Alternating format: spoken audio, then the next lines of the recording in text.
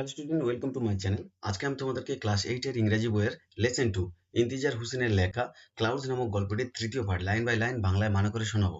যারা প্রথম এবং দ্বিতীয় পার্টটি দেখোনি তারা এই ভিডিওর ডেসক্রিপশন বক্সে দেওয়া লিঙ্ক থেকে প্রথম এবং দ্বিতীয় পার্টটি দেখে নিও, যাতে তোমাদের পুরো গল্পটা বুঝতে সুবিধা হয়।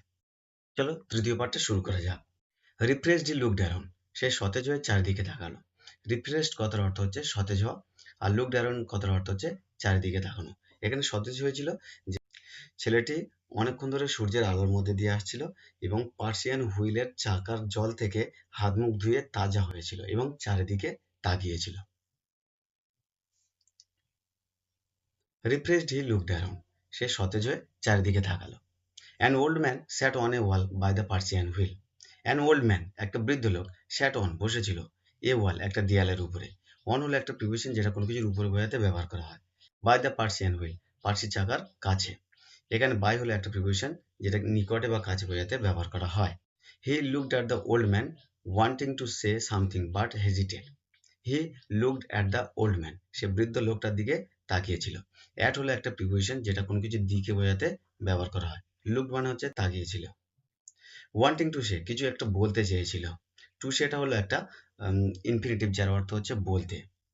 ওয়ান্টিং টু সে সামথিং, কিছু একটা বলতে চেয়েছিল। বাট হেজিটেট, কিন্তু ইতস্তত বোধ করলো। হেজিটেট কথার অর্থ হচ্ছে ইতস্তত বোধ করা, মানে একবার বলতে চেয়েছিল তারপর মনে হলো না বলবো না, থাক, এমন অস্থিরতাটা তার মধ্যে হচ্ছিল। ফাইনালি হি আস্কড, শেষ পর্যন্ত সে জিজ্ঞাসাই করলো, did the clouds come here, এখানে কি মেঘেরা এসেছিল? The old man looked closely at him and said, the old man looked closely at him, বৃদ্ধ লোকটা তাকে খুব কাছে থেকে দেখেছিল। লুকড ক্লোজলি কথার অর্থ হচ্ছে কাছে থেকে দেখা। অ্যাট হলো একটা প্রিপোজিশন যেটা দিকে বোঝাতে ব্যবহার করা হয়েছে। অ্যাট হিম তার দিকে। সন বাছা, হোয়েন দ্য ক্লাউডস কাম, যখন মেঘেরা আসবে। The earth and the sky know of their coming, পৃথিবী এবং আকাশ তাদের আগমন বার্তা জেনে যাবে। আর্থ কথার অর্থ হচ্ছে পৃথিবী, স্কাই কথার অর্থ হচ্ছে আকাশ। অফ দেয়ার কামিং তাদের আগমন বার্তা। অফ হলো একটা প্রিপোজিশন যেটা এর বোঝাতে ব্যবহার করা হয়। অফ দেয়ার কামিং তাদের আগমন বার্তা, অর্থাৎ যখন মেঘ আসবে তখন পৃথিবী এবং আকাশ তাদের আগমন বার্তাটা জেনে যাবে। But the clouds were here last night, no one got to know. But কিন্তু the clouds were here, last night কথার অর্থ হচ্ছে গত রাতে। And no one got to know, এবং কেউ সেটা জানতেই পারলো না বা সেটা কেউ জানেই না। টুটা হলো একটা প্রিপোজিশন যেটা তে বা প্রতি বোঝাতে ব্যবহার করা হয়। টু নোটা হলো একটা ইনফিনিটিভ যার অর্থ হচ্ছে জানতে। দ্য ওল্ড ম্যান সেড, বৃদ্ধ লোকটা বলেছিল, it is not enough for the clouds to come. It is not enough, এটা যথেষ্ট নয়। এনাফ কথার অর্থ হচ্ছে যথেষ্ট। For the clouds to come, মেঘেদের আসা। ফর হলো একটা প্রিপোজিশন যেটা জন্য বোঝাতে ব্যবহার করা হয়। For the clouds to come, মেঘেদের আসাটা। টুটা হলো একটা প্রিপোজিশন যেটা তে বা প্রতি বোঝাতে ব্যবহার করা হয়। এখানে ইনফিনিটিভ হিসেবে ব্যবহার করা হয়েছে। টু কাম হচ্ছে আসতে। I once lived in a place, আমি একদা একটা জায়গায় থাকতাম বা বাস করতাম। ইন হলো একটা প্রিপোজিশন যেটা কোনো কিছুর মধ্যে বোঝাতে ব্যবহার করা হয়। ইন এ প্লেস মানে কোনো একটা জায়গার মধ্যে। হোয়ার, যেখানে। ইট হ্যাডন্ট রেন ফর 10 ইয়ার্স, যেখানে 10 বছর ধরে বৃষ্টি হয়নি বা 10 বছরের জন্য বৃষ্টি হয়নি। এখানে ফর হলো একটা প্রিপোজিশন যেটার জন্য বোঝাতে ব্যবহার করা হয়। 10 ইয়ার্স, 10 বছর বৃষ্টি হয়নি। হি ওয়াজ ওপেন, সে বিস্ময়ে মুখ হা করেছিল। হি স্যাট দেয়ার লিসেনিং টু হিজ টেলস, হি স্যাট দেয়ার, সে সেখানে বসে পড়েছিল। স্যাট কথার অর্থ হচ্ছে বসে পড়া। লিসেনিং টু হিজ টেলস, তার গল্পটা শোনার জন্য। লিসেনিং কথার অর্থ হচ্ছে শোনা। টু হিজ টেলস, তার গল্পটা শুনতে। টুটা হলো একটা প্রিপোজিশন যেটা তে বা প্রতি বোঝাতে ব্যবহার করা হয়। টু হিজ টেলস মানে হচ্ছে গল্পটা শুনতে। সাডেনলি, হঠাৎ। হি রিয়েলাইজড, সে অনুভব করেছিল। রিয়েলাইজড কথার অর্থ হচ্ছে অনুভব করা, আর সাডেনলি কথার অর্থ হচ্ছে হঠাৎ। হাউ লেট ইট ওয়াজ, এটা কতটা দেরি হয়ে গেছিল, তার অনেকটা দেরি হয়ে গেছিল। লেট কথার অর্থ হচ্ছে দেরি হওয়া। He walked for miles in the sun and dust, he walked, সে হেঁটেছিল। ওয়াকড কথার অর্থ হচ্ছে হেঁটেছিল। ফর মাইলস, মাইলের পর মাইল। In the sun and dust, ধুলো এবং সূর্যের আলোর মধ্যে দিয়ে। ইন হলো একটা প্রিপোজিশন যেটা কোনো কিছুর মধ্যে দিয়ে বোঝাতে ব্যবহার করা হয়। ফর হলো একটা প্রিপোজিশন যেটার জন্য বোঝাতে ব্যবহার করা হয়। হি ওয়েন্ট ব্যাক, সে ফিরে গিয়েছিল। By the same dirt track, সে একই মাটির রাস্তা দিয়ে। বাই হলো একটা প্রিপোজিশন যেটা দ্বারা বা দিয়া বোঝাতে ব্যবহার করা হয়। ডার্ট কথার অর্থ হচ্ছে মাটির, আর ট্রাক কথার অর্থ হচ্ছে রাস্তা। হি হ্যাড টেকেন, যেটা সে নিয়েছিল। টু কাম হিয়ার, এখানে আসতে, অর্থাৎ সে যে রাস্তা ধরে এইখানে এসেছিল সেই রাস্তা ধরে আবার ফিরে গিয়েছিল।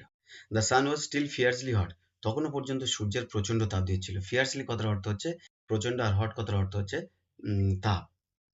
বাট কিন্তু হোয়েন হি রিচড, যখন সে পৌঁছেছিল, রিচ কথার অর্থ হচ্ছে পৌঁছেছিল, দ্য মাড হাট, মাটির বাড়ির কাছে বা মাটির কুঁড়ে ঘরের কাছে। হি ফেল্ট নিপ, সে ঠান্ডা অনুভব করেছিল। ফেল্ট কথার অর্থ হচ্ছে অনুভব করা, নিপ কথার অর্থ হচ্ছে ঠান্ডা, ইন দ্য এয়ার বাতাসে। And the earth was damp under foot, এবং পায়ের নিচের মাটিটা কিছুটা ভিজেছিল। আর্থ হলো এখানে মাটির কথা বলা হয়েছে, আর ড্যাম্প কথার অর্থ হচ্ছে ভিজে, আর আন্ডার ফুট কথার অর্থ হচ্ছে পায়ের নিচে, অর্থাৎ পায়ের নিচের মাটিটা কিছুটা ভিজে ছিল। অ্যাজ হি নিয়ার্ড হিজ ভিলেজ, যখন সে তার গ্রামের নিকটে পৌঁছেছিল। নিয়ার্ড কথার অর্থ হচ্ছে নিকটে। হি স, সে দেখেছিল, দ্য রোডস ওয়ার ওয়েট, রাস্তাগুলো ভিজে ছিল। ওয়েট কথার অর্থ হচ্ছে ভিজে। Trees that had been standing draped in layers of dust, trees গাছেরা, দ্যাট হ্যাড বিন স্ট্যান্ডিং যারা দাঁড়িয়েছিল, draped in layer of dust ধুলোর আস্তরণে। ড্র্যাপড কথার অর্থ হচ্ছে ঢাকা পড়েছিল, ইন লেয়ার্স আস্তরণে। লেয়ার্স কথার অর্থ হচ্ছে আস্তরণে, ইন হলো একটা প্রিপোজিশন যেটা কোনো কিছুর মধ্যে বোঝাতে ব্যবহার করা, অফ ডাস্ট ধুলোর। ডাস্ট কথার অর্থ হচ্ছে ধুলো, অফ হলো একটা প্রিপোজিশন যেটা এর বোঝাতে ব্যবহার করা হয়। When he had left in the morning, যখন সে সকালবেলা এখান থেকে গিয়েছিল। ইন দ্য মর্নিং সকালবেলা, ইন হলো একটা প্রিপোজিশন, এটা হচ্ছে দিনের একটা বিশেষ মুহূর্ত বুঝিয়েছে বলে সেই জন্য তার আগে ইন ব্যবহার করা হয়েছে। নাও লুকড ফ্রেশলি বাথড, এবং দেখে মনে হচ্ছে যেন তারা সদ্য স্নান করে উঠেছে। ফ্রেশলি কথার অর্থ হচ্ছে সদ্য, বাথড কথার অর্থ হচ্ছে স্নান করা। হি ফেল্ট, সে অনুভব করেছিল, এ ওয়েভ অফ হ্যাপিনেস, একটা আনন্দের তরঙ্গ। ওয়েভ কথার অর্থ হচ্ছে তরঙ্গ, অফ হলো একটা প্রিপোজিশন যেটা হচ্ছে এর বয়াতে ব্যবহার করা হয়। ওয়েভ অফ হ্যাপিনেস, আনন্দের তরঙ্গ। হ্যাপিনেস কথার অর্থ হচ্ছে আনন্দ বা খুশি। হি হারিড হোম, সে দ্রুত বাড়ি চলে এসেছিল। হারিড কথার অর্থ হচ্ছে দ্রুত। হি ওয়ান্টেড টু সি, সে দেখতে চেয়েছিল। ওয়ান্টেড কথার অর্থ হচ্ছে চেয়েছিল, আর টু সি হচ্ছে দেখতে। হাউ ফ্রেশলি, কতটা সতেজ, and clean the jamun tree, jamun গাছটা কতটা সতেজ এবং পরিষ্কার হয়েছিল। ইন হিজ কার্টিয়ার্ড লুক, যেটা তার উঠোনে ছিল। ইন হলো একটা প্রিপোজিশন যেটা কোনো কিছুর মধ্যে বোঝাতে ব্যবহার করা হয়। ইন হিজ কার্টিয়ার্ড লুকড, তার উঠোনে ছিল। কার্টিয়ার্ড কথার অর্থ হচ্ছে উঠোনে। হোয়েন হি গট হোম, যখন সে বাড়িতে পৌঁছেছিল। গঠন কথার অর্থ হচ্ছে বাড়িতে পৌঁছানো। হি স, সে দেখেছিল, that the rain had change everything, বৃষ্টি সবকিছুর পরিবর্তন করে দিয়েছে। চেঞ্জড কথার অর্থ হচ্ছে পরিবর্তন করা, এভরিথিং কথার অর্থ হচ্ছে সবকিছু। The jamun tree stood clean and scraped, জাম গাছটি দাঁড়িয়েছিল পরিষ্কার এবং ধোয়া মোচার মধ্যে। স্ক্র্যাপড কথার অর্থ হচ্ছে ধোয়া মোচা, ক্লিন কথার অর্থ হচ্ছে পরিষ্কার। ফ্রেশলি শাওয়ার্ড, সে যেন সদ্য স্নান করে উঠেছে। ফ্রেশলি কথার অর্থ হচ্ছে সদ্য, আর শাওয়ার্ড কথার অর্থ হচ্ছে স্নান করা, সে যেন সদ্য স্নান করে উঠেছে। অ্যান্ড আম্মিজি ওয়াজ সেইং, আম্মিজি বলেছিল, দ্যাট ওয়াজ গুড শাওয়ার, ভালোই বৃষ্টি হয়েছে। থ্যাংক গড, ঈশ্বরের ধন্যবাদ। Raindrops were still rolling off the leaves of the jamun, raindrops বৃষ্টির ফোঁটা, ওয়ার স্টিল রোলিং তখনও পর্যন্ত গড়াচ্ছিল। রোলিং কথার অর্থ হচ্ছে গড়াচ্ছিল, অফ দ্য লিভস পাতা থেকে। এখানে অফ প্রিপোজিশনটা ব্যবহার করা আছে কোনো কিছু থেকে আলাদা হয়ে যাওয়ার জন্য, তার মানে বৃষ্টির ফোঁটাটা এখানে পাতা থেকে আলাদা হয়ে যাচ্ছে, সেই জন্য এখানে অফ প্রিপোজিশনের ব্যবহার করা হয়েছে। অফ দ্য জামুন, জামুন গাছের। অফ হলো একটা প্রিপোজিশন যেটা এর বোঝাতে ব্যবহার করা হয়। He stood beneath the trees, সে গাছের নিচে দাঁড়িয়েছিল। স্ট্যান্ডের পাস্ট পার্টিসিপেল ফর্ম হচ্ছে স্টুড। বিনিথ কথার অর্থ হচ্ছে নিচে।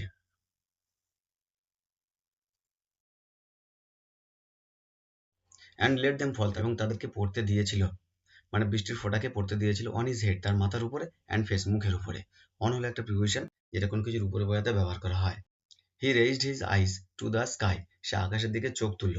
রেজড কথার অর্থ হচ্ছে তোলা, টু দ্য স্কাই আকাশের দিকে, অ্যান্ড স ইট, এবং এটাকে দেখেছিল, ক্লিন পরিষ্কার, মানে সে আকাশের দিকে চোখ তুলে দেখলো যে আকাশ পুরোপুরি পরিষ্কার। Without even a weeps of cloud, এখানে মেঘের এক টুকরোও ছিল না, অর্থাৎ এখানে এক টুকরো মেঘও ছিল না। উইপস অফ ক্লাউড কথার অর্থ হচ্ছে মেঘের এক টুকরো, উইপস কথার অর্থ হচ্ছে টুকরো। অফ হলো একটা প্রিপোজিশন যেটা এর বোঝাতে ব্যবহার করা হয়।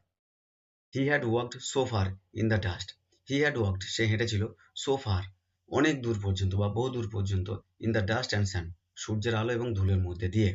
ডাস্ট কথার অর্থ হচ্ছে ধুলো। ইন হলো একটা প্রিপোজিশন যেটা হচ্ছে কোনো কিছুর মধ্যে বোঝাতে ব্যবহার করা হয়। In search of the clouds, মেঘেদের খুঁজতে খুঁজতে। ইন সার্চ এর অর্থ হচ্ছে খোঁজা, অফ দ্য ক্লাউডস মানে হচ্ছে মেঘেদের। অফ হলো একটা প্রিপোজিশন যেটা এর বইতে ব্যবহার করা হয়। অ্যান্ড ইন হিজ অ্যাবসেন্স, তার অনুপস্থিতিতে বা অনুপস্থিতির মধ্যে। ইন হলো একটা প্রিপোজিশন যেটা কোনো কিছুর মধ্যে বোঝাতে ব্যবহার করা হয়। দে হ্যাড কাম, তারা এসেছিল, অর্থাৎ তার অনুপস্থিতিতে মেঘেরা এসেছিল। অ্যান্ড সেট দেয়ার রেন, এবং তাদের বৃষ্টি ঝরিয়েছিল। সেট কথার অর্থ হচ্ছে ঝরানো, দেয়ার রেন তাদের বৃষ্টি, অ্যান্ড গন অ্যাওয়ে, এবং চলে গিয়েছিল। এই পর্যন্ত ছিল ক্লাউডস গল্পের তৃতীয় পার্টের line by line Bengali meaning. আশা করি তোমরা আজকের তৃতীয় ইউনিটটা ভালোভাবে বুঝতে পেরেছো। ভিডিওটা ভালো লেগে থাকলে লাইক করে দিও এবং বন্ধুদেরকে শেয়ার করে দিও। এরকম ধরনের ভিডিও পেতে চ্যানেলটিকে সাবস্ক্রাইব করে দিও।